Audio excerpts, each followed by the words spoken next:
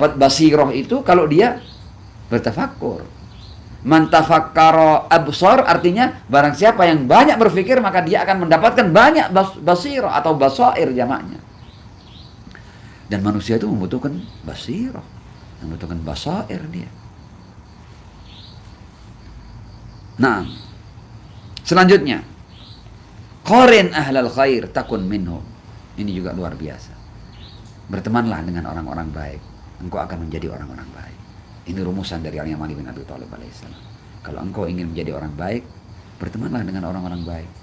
Kamu lihat bagaimana seorang itu menampilkan kedermawanannya, menampilkan pengorbanannya, menampilkan kesantunannya, ya. Menampilkan bagaimana ketika dia menghormati tamunya, bagaimana dia ketika memperdulikan orang lain. Qarin ahlal khair, bertemanlah dengan orang-orang baik. Takun minhum, engkau akan menjadi orang baik. Wabayin ahlasyar tabin anhum, ya, dan jauhilah orang-orang yang memang pelaku kejahatan, orang-orang yang memang gemar berbuat keburukan. Kamu harus ambil jarak dari mereka. Ya, ini bukan berarti nanti orang yang itu harus beda. Ketika kita sedang menasihati orang, ketika kita sedang berdakwah, ketika kita sedang tapi untuk kau jadikan teman orang-orang jahat jangan. Ya, orang-orang yang banyak keburukannya jangan kau jadikan teman. Kau harus ambil jarak dengan mereka, jangan dekat-dekat. Wabayin ahlasyar tabin anhum, ya, kau akan terpisah dari kejahatan mereka. Kalau sebagaimana engkau kalau berteman dengan orang baik, kau akan menjadi orang baik. Kau berteman dengan orang buruk atau berdekat-dekat dengan orang buruk, bukan tidak mungkin kau akan menjadi pelaku keburukan suatu saat nanti. Imam Ali melanjutkan bi'sat ta'am al-haram, ya, seburuk-buruk makanan itu yang haram. Meskipun lezatnya kayak apa, meskipun enaknya kayak apa, meskipun mewahnya kayak apa, kalau haram itu adalah seburuk-buruk makanan. Dari sini mafhum mukhalafahnya, sebaik-baik makanan adalah yang halal, ya. Wa ni'mat ta'am al-halal, bi'sat ta'am al-haram, wa dhulmud dha'if afhashudz zulm, ya, dan menindas, menganiaya, menzalimi orang yang lemah itu adalah seburuk-buruk kezaliman. Kezaliman itu seluruhnya adalah kejahatan, keburukan, ya.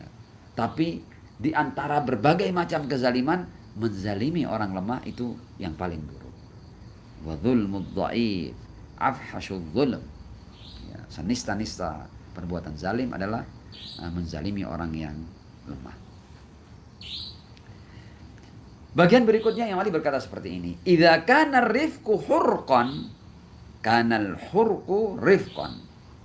Kita terjemahkan letter luck dulu, ya. Yang kalau kita mau terjemahkan letter luck, Imam Ali tidak mengatakan begini. Jika kelembutan itu dianggap kekerasan, maka kekerasan adalah kelembutan. Saya ulang lagi, ya. Idza kana rifqu hurqan kanal hurqu rifqan. Jadi kalau kekerasan itu dianggap kalau kelembutan itu dianggap kekerasan, maka kekerasan adalah kelembutan. Bagaimana kita memaknai ini? Ya. Kita bisa mengambil beberapa makna dari kalimat ini. Secara umum, kita bisa mengambil arti seperti ini. Ada yang perlu diperlakukan dengan cara yang lembut, dan ada perlu yang diperlakukan dengan cara yang kasar. Ya. Karena kadang-kadang ada orang yang tidak paham kelembutan. Kalau orang tidak paham dengan kelembutan, ya berarti harus ke yang lain, berarti kekerasan kalau begitu. Kalau kelembutan kamu tidak paham, berarti kekerasan. Ya sama kalau banyak orang ketika sebelum terjadinya peperangan. Ya. Artinya yang dipakai pertama adalah bahasa diplomasi, bahasa negosiasi. Bagaimana kita duduk bersama, dialog, mencari titik temu supaya tidak terjadi peperangan. Tapi kalau mereka ya tidak bisa ya memahami kelembutan ini, ya berarti mereka hanya paham kekerasan. Artinya itu tahap berikutnya. Idza kana rifqu hurqan, kana al-hurqu rifqan. Atau kita bisa mengambil makna lain dari kalimat ini. Artinya kan kalimat ini kan bebas untuk memberikan makna. Tapi yang pasti letter luck-nya atau terjemahannya adalah seperti ini. Jika kelembutan itu adalah dianggap kekerasan, maka kekerasan adalah kelembutan. Kita ambil contoh. Kadang-kadang kekerasan itu diperlukan ya untuk mencapai hasil. Contoh yang mudah kita tangkap. Ada orang histeris. Orang histeris itu tidak bisa kita bilangi, jangan. Kadang-kadang ditampar atau dipukul. Baru dia kemudian sadar. Karena kalau tidak dipukul, dia akan membahayakan dirinya. Orang yang histeris itu orang yang kehilangan kendali. Anda omongi dengan cara yang lembut, histerisnya tidak akan hilang. Kapan histerisnya akan berhenti? Ketika Anda, boleh jadi Anda pukul dia, Anda tampar dia. Boleh dia kemudian sadar dia. Karena kalau tidak dia, bahkan akan membahayakan dirinya. Jadi, ada kalanya kekerasan itu memberikan sesuatu yang baik.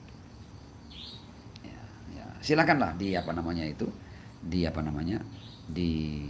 ditelusuri lebih jauh apa yang menjadi maksud Imam Ali bin Abi Thalib alaihissalam. Tapi setidaknya kita sudah mengambil beberapa makna dari keterangan sederhana tadi. Kita lanjut. Rubbama kana dawa udaan. Allahu Akbar. Imam Ali selalu memberikan kepada kita hal-hal yang memang ketika kita mendengar Imam Ali berkata seperti itu, kita hanya bisa berkata sadaqta ya Amirul Mukminin. Benar apa yang kau ucapkan wahai Amirul Mukminin. Imam Ali mengatakan bahwa tidak jarang obat itu adalah penyakit. Ya, tidak jarang obat itu adalah penyakit. Sekarang ini kita mudah untuk memahami kan, ada banyak obat-obat ya, atau obat-obat tertentu yang betul boleh jadi dia menyembuhkan apa yang menjadi penyakit kita, tapi kemudian obat itu akan mendatangkan penyakit-penyakit yang lain yang boleh jadi yang bahkan lebih berat daripada penyakit yang diobati. Ya. Rubbama kana dawa udaan wada'u dawaan, dan ada kalanya penyakit itu adalah obat. Ya, contoh umpamanya orang yang yang ponga, orang yang sombong, orang yang ini tidak akan sembuh dia. Kapan dia sembuh? Boleh jadi ketika Allah beri dia ujian dengan sakit, dengan penyakit. Nah, penyakit bisa menyembuhkan. Yang paling memberikan gambaran yang luas. Ada kalanya obat itu adalah penyakit, sebagaimana ada kalanya penyakit itu adalah obat. Saya kira makna ini juga dapat kita pahami dengan sederhana. Tinggal memang ini adalah pernyataan Imam Ali yang darinya ini ibarat sungai, ibarat sumber air yang memancar. Ya, yang darinya kita bisa mengambil banyak makna. Tapi setidaknya kita dalam kesempatan yang tidak panjang ini kita bisa memahami lah bahwa ya benar ada kalanya obat itu bisa menjadi penyakit, dan ada kalanya penyakit itu bisa menjadi obat. Itu benar adanya, wahai Amirul Mukminin. Imam Ali kemudian menjelaskan lebih jauh kepada putranya, wa rubbama nasaha ghairun nasih. Dan ada banyak orang yang memberikan nasihat padahal dia bukan penasehat yang tulus. Wa rubbama nasaha ghairun nasih. Jadi hati-hati. Boleh jadi orang yang hendak membahayakanmu itu dia datang sebagai penasehat. Hati-hati. Orang yang seakan peduli padamu, orang yang seakan memperhatikanmu, memberikan kamu nasihat-nasihat yang baik, padahal dia bukan penasehat yang tulus. Dia mengincar hal lain darimu. Dia ingin mengambil hal-hal lain darimu, tapi dia tampil dekat denganmu sebagai seorang penasehat, padahal dia bukan penasehat yang tulus.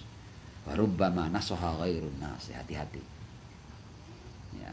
Nah, Imam Ali bin Abi Thalib alaihissalam sebagai seorang yang punya basirah, Imam Ali dalam perjalanan perjuangan dakwahnya pasca wafatnya Ar-Rasul sallallahu alaihi wa alihi, ada banyak orang yang datang ke beliau dan tampil sebagai nasih, tapi padahal dia ingin menggulingkan dan menjatuhkan Imam Ali bin Abi Thalib, dan Imam Ali tahu. Dan kita dalam kehidupan juga begitu. Ini bahkan dalam kehidupan yang sederhana sampai dalam masalah-masalah yang lebih besar, masalah-masalah individual, masalah-masalah antar keluarga, sampai masalah di tengah-tengah masyarakat, ada banyak orang-orang yang bukan penasihat yang tulus yang mendekati kita. Wa rubbama nasaha ghairun nasih. Wa ghassal munsansah. Dan tidak jarang pula ya, penasehat itu adalah orang yang sebenarnya berencana untuk menipu kita. Wa ghassal musansah. Ya. Jadi tidak jarang orang yang datang sebagai penasehat, pada hakikatnya dia lewat nasihatnya itu hendak menipu kita. Wa ghassal mustansah.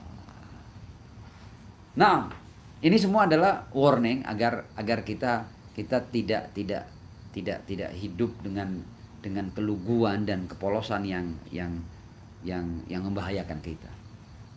Ini memang kita jujur itu bagus, tapi kejujuran yang berarti keluguan dan kepolosan itu bisa menghancurkan kita. Selanjutnya, Imam Ali bin Abi Thalib alaihissalam berkata, wa iyyaka wal ittikala alal muna. Dan hati-hati wahai putraku, jangan sampai engkau menggantungkan dirimu pada angan-anganmu. Jangan bersandar pada angan-anganmu. Wa iyyaka wal ittikal alal muna. Dan banyak orang yang hidup ini yang membuat dia survive itu adalah ketika dia bersandar pada angan-angannya.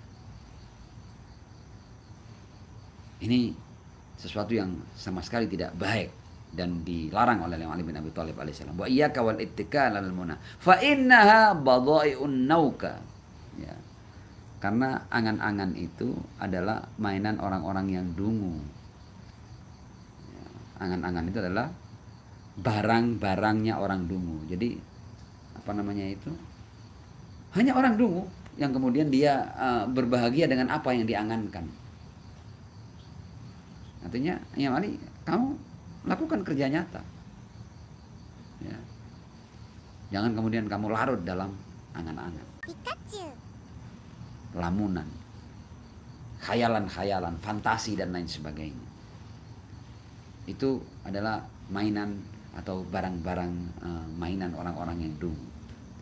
Fa innaha badha'i'un nauka. An-nauka ini artinya al-hamqa. Orang-orang yang dungu. Selanjutnya, wal aqlu hifdzut tajarub atau at-tajarib, ya. Akal itu, apa sih akal itu? Di antara makna akal yang Ali berkata kepada putranya ini, hifdzut tajarib adalah kamu menjaga hal-hal yang sudah dicoba, yang sudah menjadi pengalaman. At-tajarib ini jamaknya at-tajrubah atau at-tajribah. At-tajribah itu sesuatu yang telah dicoba, sesuatu yang telah menjadi pengalaman. Nah, akal adalah fungsi dalam diri manusia, di mana dengan akal manusia mampu menjaga apa yang sudah menjadi pengalaman sehingga pengalaman ini betul-betul memberikan manfaat baginya. Itu akal. Tapi ada banyak orang yang padahal dalam hidupnya ini dia sudah mendapatkan banyak pengalaman, tapi lagi-lagi dia terjerumus. Lagi-lagi dia tergelincir. Padahal dia sudah menjalani itu berulang-ulang. Ini menunjukkan bahwa akalnya tidak berfungsi. Karena di antara makna akal, kata Imam Ali bin Abi Thalib, adalah kemampuan akal itu untuk menjaga at-tajarib, apa yang sudah menjadi pengalaman. Wa khairu ma jarrabta ma wa'adhak. Dan sebaik-baik pengalamanmu ya adalah pengalaman yang memberikan kamu pelajaran, yang mengubahmu. Tapi kalau kamu cuma mengalami dan tidak membuat kamu berubah, itu pengalaman itu sia-sia bagimu. Ada orang yang menjalani berbagai macam pengalaman, tapi pengalaman sama sekali tidak merubahnya menjadi yang lebih baik. Maka pengalaman akan menjadi sia-sia. Yamani berkata kepada putranya, wa khairu ma jarrabta ma wa'adhak.